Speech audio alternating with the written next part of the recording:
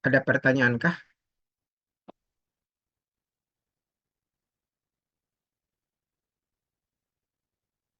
Tapi Kak, ya, Ya, yang itu tadi 14 itu dikasih poin tuh, Kak. anak kedengaran. Ibu sekali orang di sekeliling. Yang tadi 14 poin itu Kak, yang di Singapura itu dikasih poin. Belum. Tidak dengar.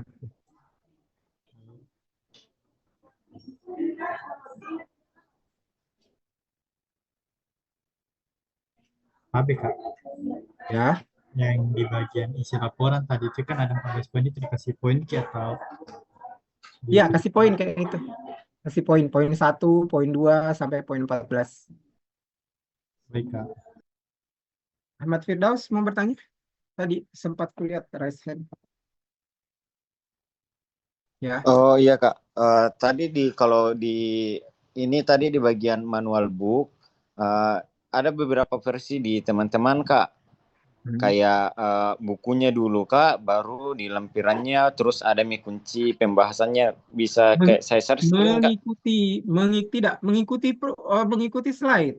Kan di slide jelas sih kemarin. Oh, Itu dijelaskan Ki. Wah, manual itu, nih ya, Ki. mulai Banyak dari buku. sampul begitu. Kenapa ada versi lagi yang lain? Ini sudah Yang jelas. dulu pakai di kan tadi. Nah itu pakai begitu Ki. Sampulnya dulu kayak tadi punyanya Abri ya, cuma Sekarang sudah Abri bisa. itu sampulnya kecil. Harusnya dia kasih full aja di Oke, situ. sampulnya. Satu halaman, full sampul, baru petunjuk pengerjaan, contoh, baru di belakangnya lagi Nanti soal kan. terpilih. Begitu, ya. Ikuti format yang ini, yang kompilasi akhir alat ukur, jangan yang lain-lain. Ada lagi? Oh ya, kalau sudah terlanjur kumpul bagaimana Kak? Apakah kumpul ulang atau bagaimana Kak? Ah, kumpul ulang.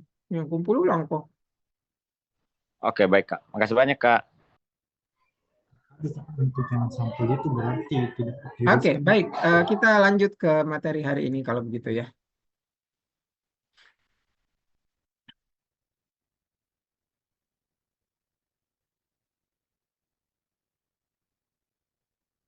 Nah, sekarang kita sudah selesai. Oh, tidak ada pikuliat ini mu tadi, Abri. Ini, penskalan respon. Ya, baik Kak, saya tidak.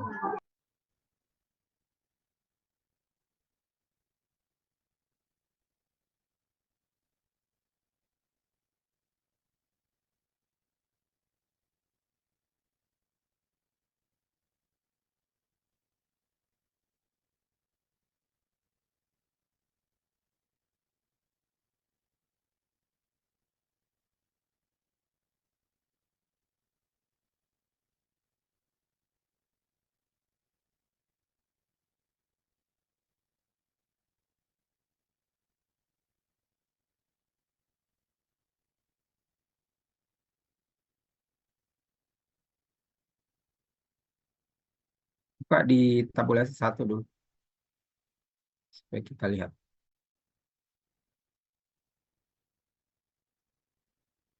Tabulasi satu.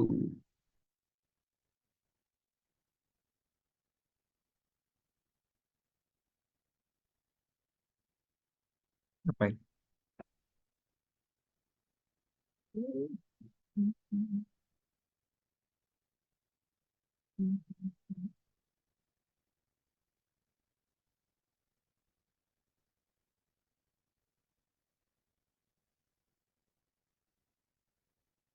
Hmm, oke.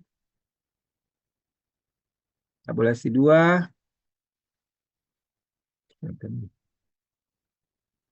Oke, tiga.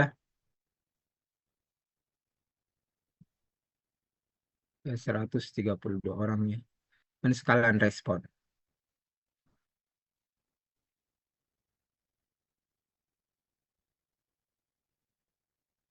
Kasih Kak satu item. Itu nomor item 24. Coba aku lihat.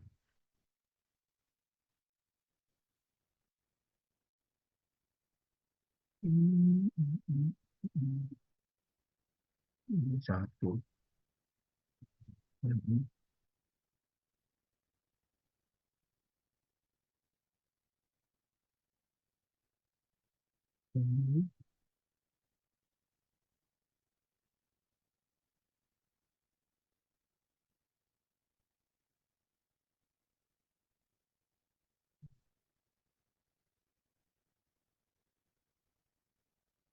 Satu, oke.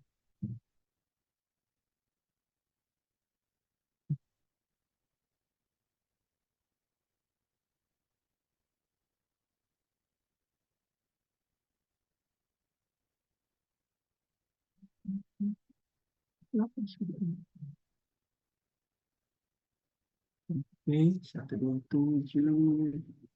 Oke, kembali menang. Oke, oke, baiklah. Unfavorable. Oke, personnya 0,559 ya. Eh, bukan keterangannya valid ya, tapi eh, kalau 0,559 itu apa? Eh, kalau kau membandingkan R hitung dengan R tabel, itu bukan cerita valid, itu cerita signifikan atau tidak signifikan. Yang kita butuhkan selain cerita signifikan atau tidak signifikan adalah 0,559 itu apa tuh? Ap- Korelasi seperti apa yang dihasilkan 0,559 itu? Apakah korelasi yang kuat, lemah, sedang, atau apa gitu? Itu yang perlu ditambahkan.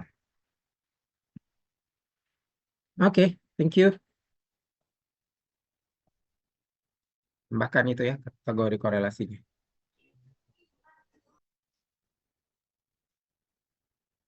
Nah, kita sekarang masuk ke daya diskriminasi item. Jadi, sama seperti yang kognitif, ada analisis butir ya. Tapi di sini analisis butirnya hanya daya diskriminasi itemnya saja. Kita tidak menganalisis efektivitas distraktor karena sebenarnya dalam tanda petik efektivitas distraktor itu kita sudah lihat hasilnya di perskalaan respon ya.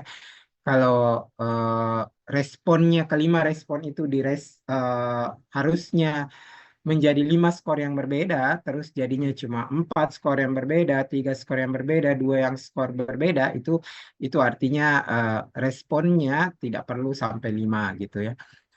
Terus kesukaran item di sini tidak ada kesukaran item karena semua item setara. Beda dengan kognitif yang memang mengharuskan ada kesukaran item. Di sini tidak ada. Jadi satu-satunya yang kita urusi adalah daya diskriminasi item. Daya diskriminasi item itu akan menggunakan tabulasi pertama. Jadi untuk kegiatan seterusnya yang yang digunakan adalah tabulasi pertama. Tabulasi dua, ketiga, satu itu tinggal Anda print, Anda masukkan jadi bagian lampiran dari laporan. Jadi nanti di laporan ada 3 tabulasi. Tabulasi pertama, kedua, dan ketiga. Plus tabulasi keempat. Karena kita mau bekerja untuk tabulasi keempat. Jadi nanti hitung daya diskriminasi itemnya menggunakan software. Software ini bisa di JASP, bisa di Jamovi, bisa di SPSS. Apa yang dilakukan adalah mengkorelasikan item dengan total. Itu dari diskriminasi item. Ada beberapa buku, kalau Anda, apalagi buku-buku non-psikologi, dia menganggap ketika kita mengkorelasikan item dengan total, itu adalah validitas. Tidak ya, tidak seperti itu. Jadi ketika kita mengkorelasikan item dengan total, seperti kemarin waktu kita belajar di kognitif, itu hanya menghasilkan daya diskriminasi item. Sama sekali bukan validitas. Dan inilah salah satu kesalahan yang banyak kalian buat di semester lalu. Di semester lalu, karena tertipu oleh buku-buku itu, buku-buku tak jelas itu, yang kalian lakukan adalah korelasi atom total. Terus Anda tulis validitas. Jadi salah. Makanya banyak yang rendah di laporan kemarin karena di bagian validitasnya salah. Harusnya validitas yang digunakan di semester kemarin itu adalah mengkorelasikan total antara alat ukur. Itu validitas apa namanya? Tapi sedikit sekali yang benar untuk laporan akhir itu di semester lalu. Kebanyakan menggunakan ini corrected item total correlation. Padahal itu bukan, sekali lagi bukan validitas, cuma daya diskriminasi item saja. Nah, eh, nanti kalau dia di bawah 0,2, buang saja, ya. Kalau hasil corrected item total correlation-nya 0, di bawah 0,2, buang saja. Ini sama aturannya dengan yang kemarin ya. Makin tinggi makin bagus. Yang penting tidak di bawah 0,2. Kalau mau pakai yang standar, pakai 0,3 ke atas. Tapi ini kita karena masih akan panjang proses pembuangan ini, untuk yang pertama ini buang saja yang 0,2 dulu. Terus pilih item dengan nilai corrected item total correlation tertinggi untuk menjadi item akhir dari alat ukur sesuai dengan jumlah item saat menentukan target. Sesuaikan dengan penyebaran indikator blueprint. Nah, setelah Anda buang yang 0,2, sekarang periksa item-item tersebut. Kalau targetmu kemarin 20, maka sekarang ambillah 20. Ya, kalau di awal targetnya bikin 10, kemudian kamu bikin 30, nah sekarang ambillah 10 item ini. Pilih pilih item dengan nilai corrected item total correlation tertinggi setelah item yang nilai corrected item total correlation 0,2 dibuang. Perhatikan penyebaran indikatornya ya. Kalau kemarin harus seimbang misalnya di aspek di tiap aspek 2, maka Anda ambil tiap aspek 2. Harus ada yang wakili 2 sesuai dengan target yang dibuat di awal. Nah, setelah itu buat tabulasi 4 yang terdiri dari item-item terpilih. Jadi tabulasi 4 itu adalah item-item yang terpilih. Nah, untuk ini Anda bisa menonton di video ini ya. Anda bisa menonton di video-video ini untuk daya diskriminasi item. Kemudian setelah selesai muncul tabulasi 4, maka bisa masuk ke validitas konstruk.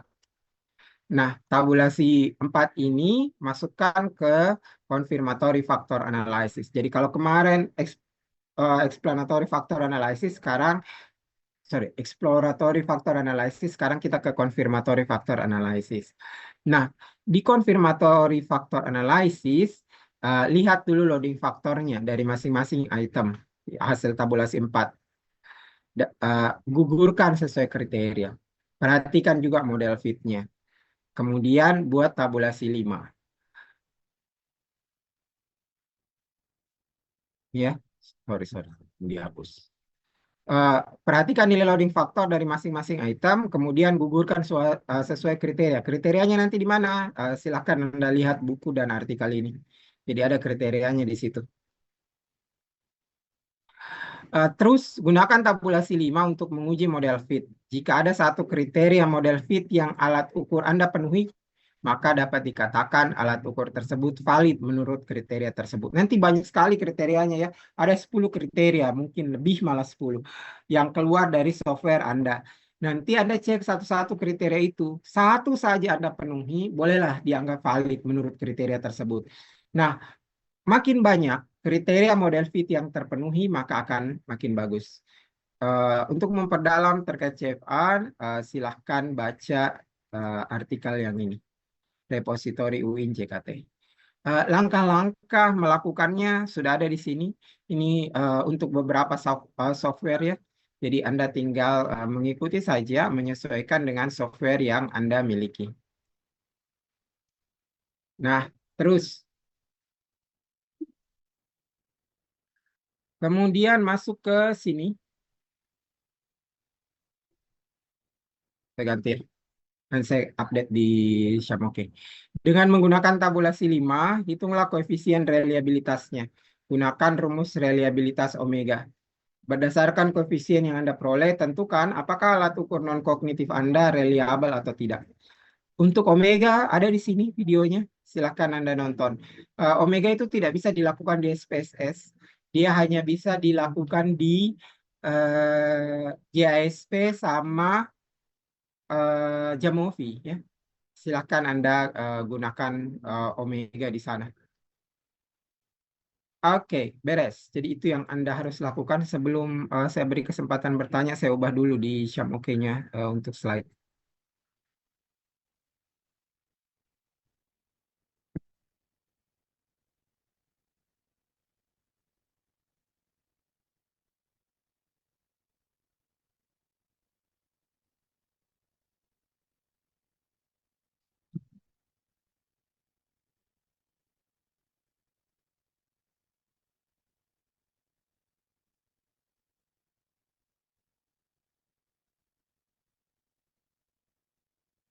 Hmm.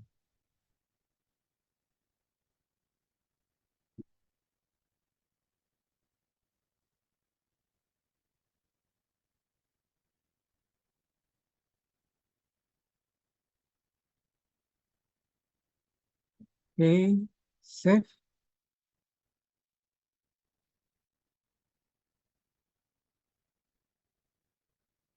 Oke, sudah update. Ada yang mau bertanya, silakan. Habis Kak, Eh, Hah? yang untuk tabulasi 4 dan 5 itu Kak boleh tahu tadi bagaimana misalnya Kak, cuma tadi saya di Anki kayak Hmm. putus-putus Ki. Oke,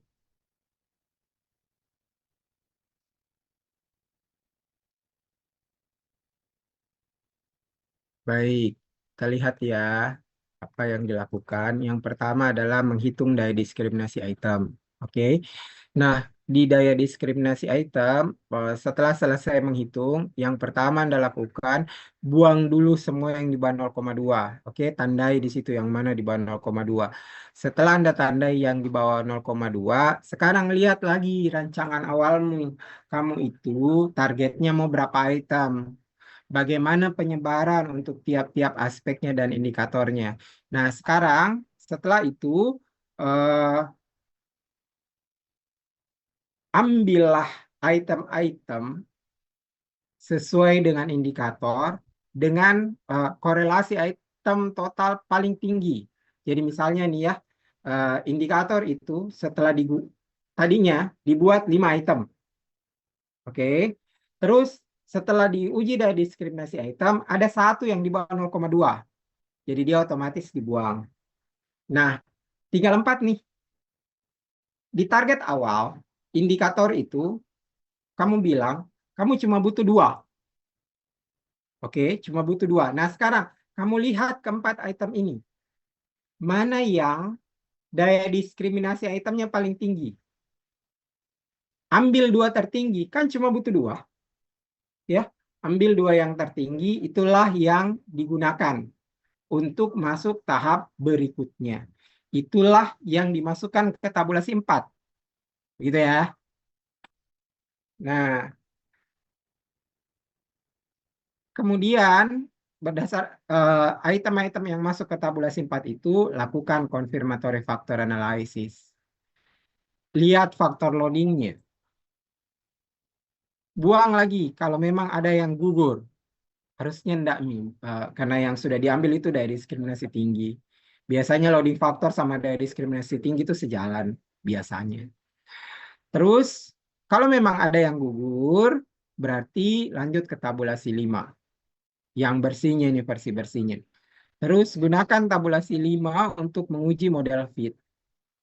Kalau ada satu saja kriteria dari model fit alat ukur yang terpenuhi, maka bilanglah alat tersebut valid.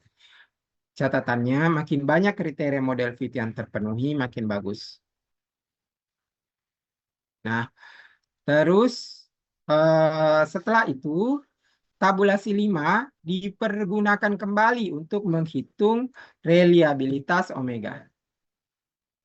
Dapat hasilnya interpretasi apakah dia reliable atau tidak. Sama standar standar kapan dikatakan reliable tidaknya sama saja.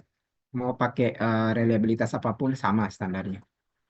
Nah, ini videonya untuk Anda menonton yang mana itu Omega di JASP. Oke, terus itu selesai. Jadi ada 3 yang harus Anda lakukan dari diskriminasi item, terus validitas konstruk, dan terakhir reliabilitas. Baik Itu Kak, ya, terima kasih. Andi Saputra. Permisi Kak, boleh saya izin share screen sebentar sekali Kak?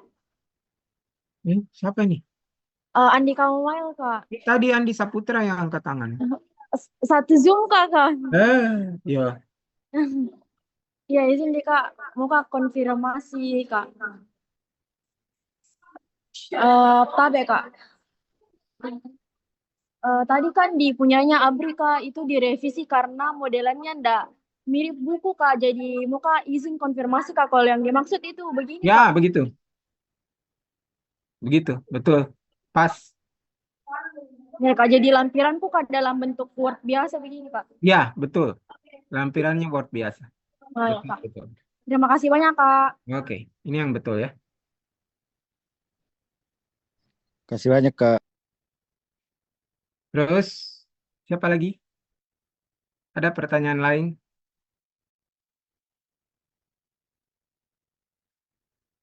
Kak, saya izin bertanya Kak. Mhm. Tadi saya dengar di bagian anu ya Kak, diskriminasi item di bagian tabulasi 4 itu ada uji validitasnya Kak. Tidak ada uji validitas. Saya bilang tadi, daya diskriminasi item itu di beberapa buku dikatakan sebagai uji validitas. Itu salah, ya. Oh iya Kak, Salah. baik. Gitu tadi saya bilangnya. Oh iya Kak, baik Kak. Oke, paham Kak. Makasih banyak Kak. Ada lagi?